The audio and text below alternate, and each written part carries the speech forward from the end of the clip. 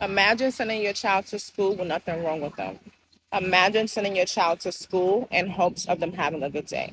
Well, on June 12th, I received a phone call stating that my son was stuck with a syringe that was found on the school playground. At that moment, my heart stopped. I rushed to the school and picked up my son to take him to the emergency room. Before leaving, I asked the dean of the school where were the staff and if they're required to clean the school playground before the children enter the yard.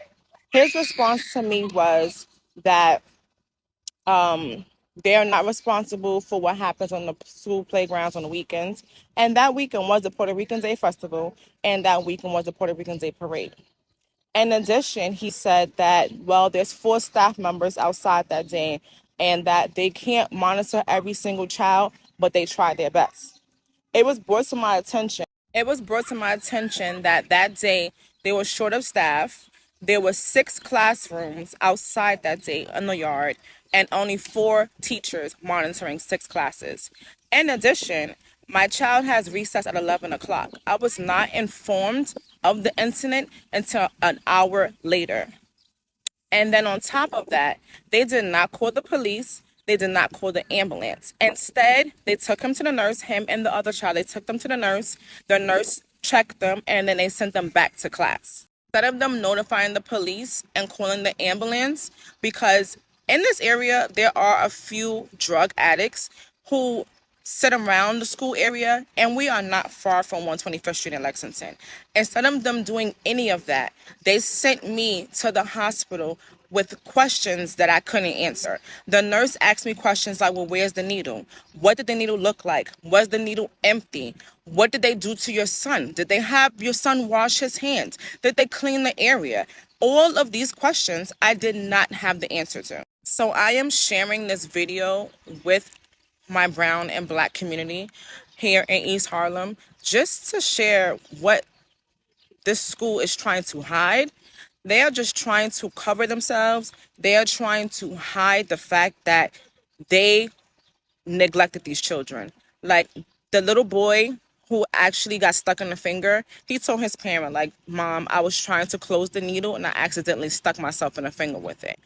They told the mom that he wasn't stuck with it, that they didn't see any marks on his finger. When the mom got to the school, she saw the mark on his finger. And like she was heated. And then the following days he had fevers. Like, this is just too much. My daughter that week cried every night. She asked me, Mommy, can you teach me how to pray? Can we pray that my brother is okay? My son had to be tested because the school tried to cover themselves by throwing away the needle. We don't know what was in the needle. So I had to get my son tested on June 12th. He got tested again today, and then he has to get tested again in 6 months and then again in a year. All because the school were not paying attention to these kids. The first time the boy had the needle in his pocket, another little boy stuck himself in the finger and then stuck my son in the stomach with it. And then a boy that had the needle in the first time put it in his pocket, and that's when admin noticed that they were playing with the needle. I asked my son, well, where were the staff? What were they doing? He said, Mommy, they were sitting down chilling, relaxing.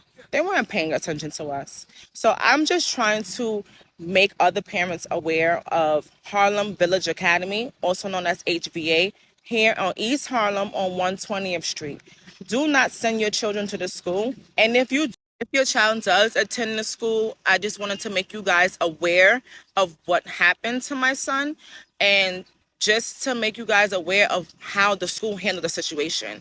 So I sent an email to Ms. Brown, the principal, the director of HVA, who is Deborah Kenny, and I also sent an email to the coach. The only person but called me back was Ms. Brown, and it was just more of a check-in to see how I am, and she just stated, like, I know you're upset right now, so when you're ready to speak to me, just give me a call back.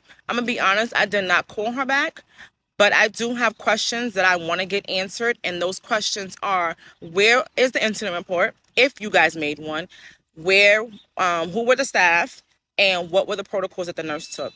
All of those answers, all of those questions were in my email and it did not get answered.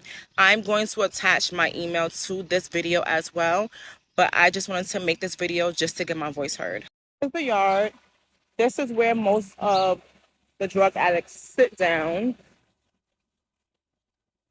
This is the yard or the field where the children play.